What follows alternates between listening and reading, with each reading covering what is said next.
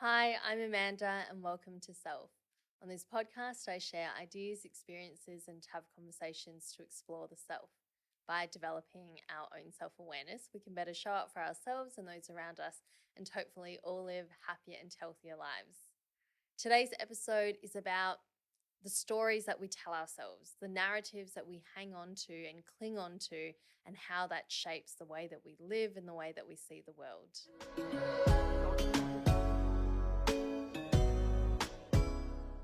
So, you may have heard on a previous episode about some water trauma related things that I have.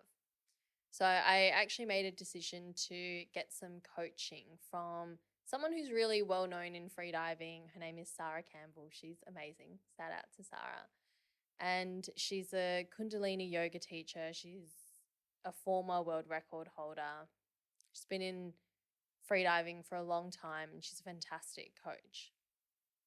And the reason why I connected with her and have engaged her services is because I felt this need to work through a lot of the mental stuff and barriers that I have that has kind of prevented me from going deeper.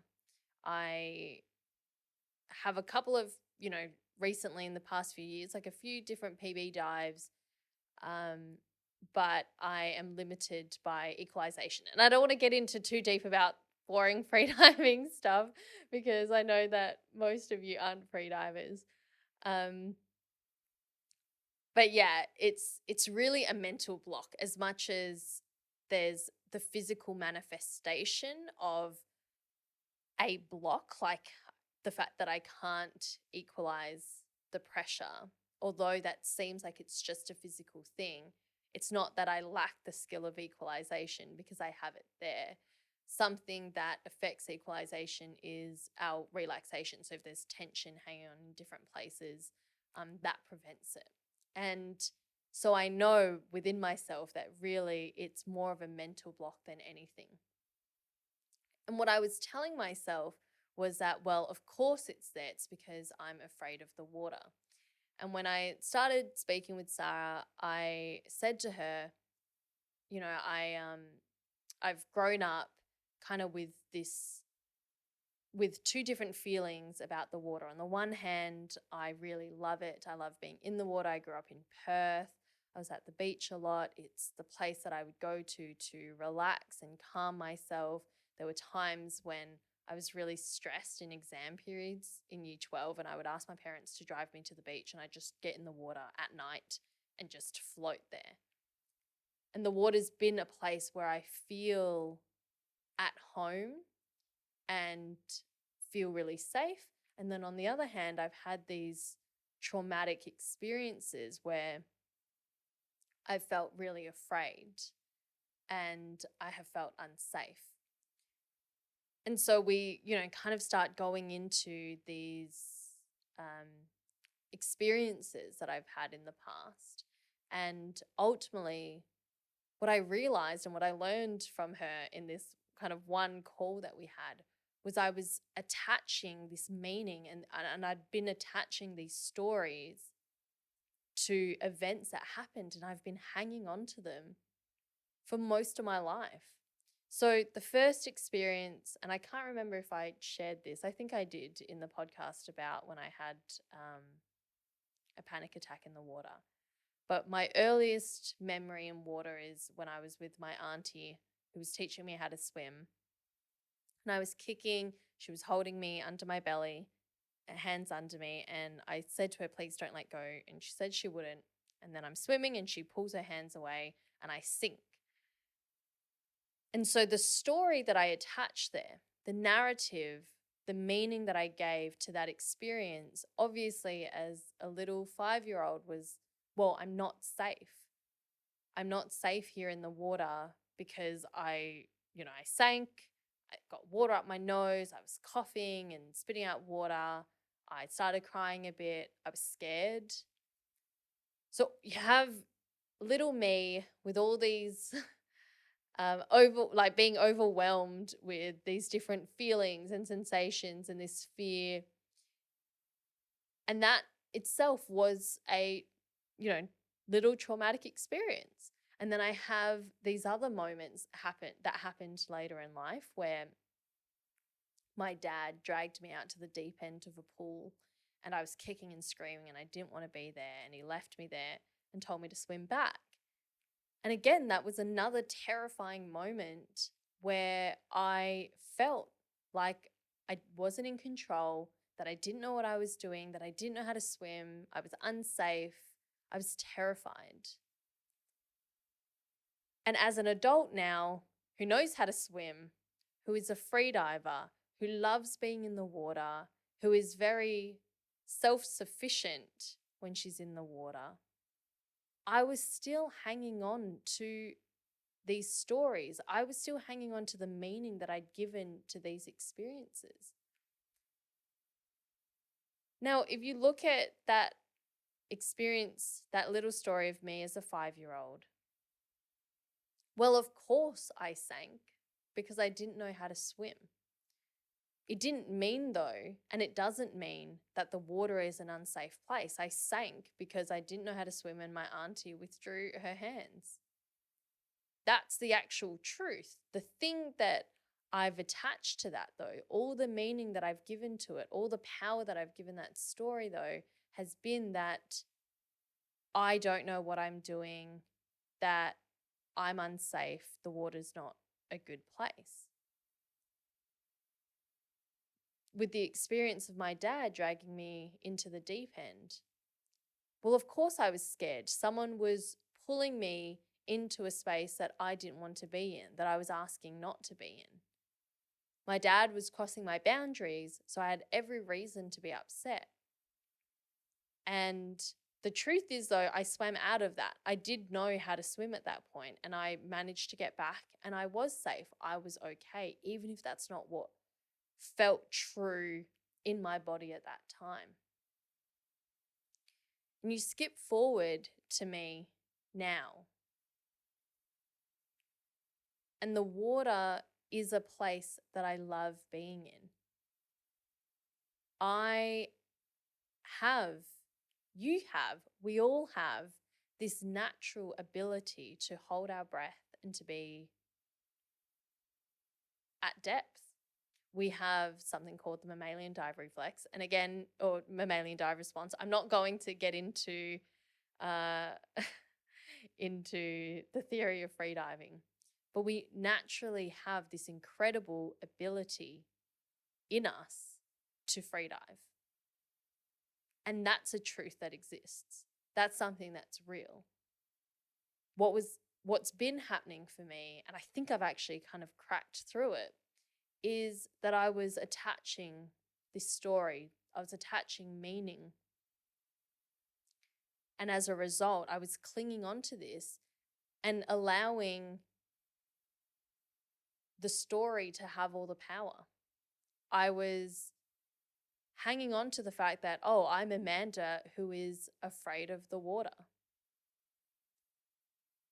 And even, I'm sure you've heard of like the placebo effect. Hanging on to negative narratives keeps us in that space for as long as we give it the power to. When I had this conversation with Sarah, it was like this light bulb moment, right? Because I have applied this idea in other spaces in my life. Just because I'm someone who grew up in a certain way doesn't mean I'm that person forever. Like that story doesn't have to exist and be true. Just because I'm someone who grew up around infidelity and around domestic violence and abuse, it doesn't mean that I am going to be that person, or that that's the story that I'm going to give power to forever. So it's interesting that I'd worked through a lot of these things in other spaces of my life, but I just hadn't put, two and two together and seen how it affected the stories I created when it came to the water. So I had this realization of like, well, duh. I've been telling myself that the water isn't a safe place, that I'm afraid of the water. But am I really? Am I actually still that little 5-year-old girl who couldn't swim that sinks? No. Am I still that person, that little 9, 10-year-old who was dragged out to the deep end in a 2-meter pool and I don't know how to swim back, or I'm terrified of being in deep water? Well, no, I'm not. I can be there in the blue looking down and when it's bottomless, and I'm okay. I'm completely at peace and at home with that because I actually love being at depth.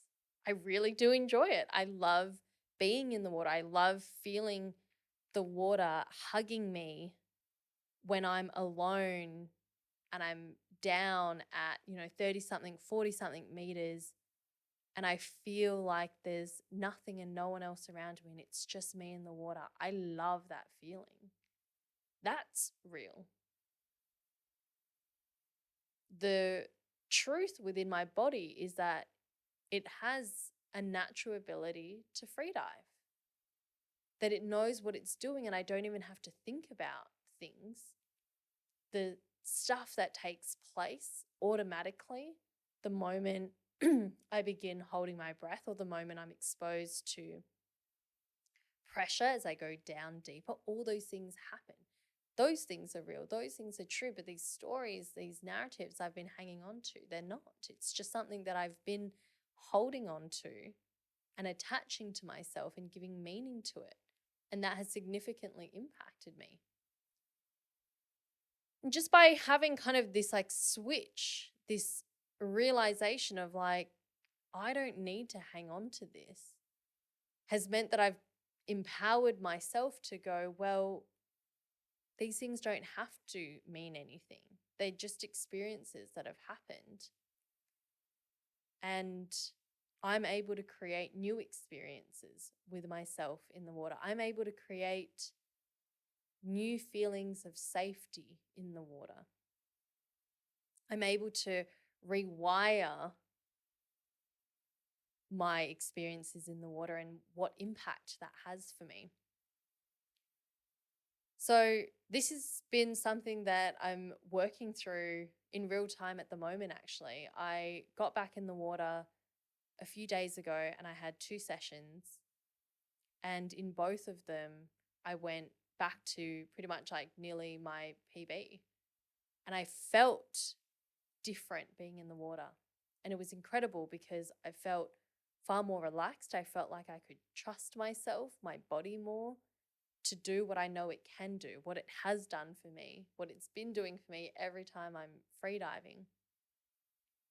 And it was just this switch of going, I don't have to hang on to these stories anymore. I don't have to hang on to the meaning that I've been giving these past experiences. And those things aren't true. They're simply not.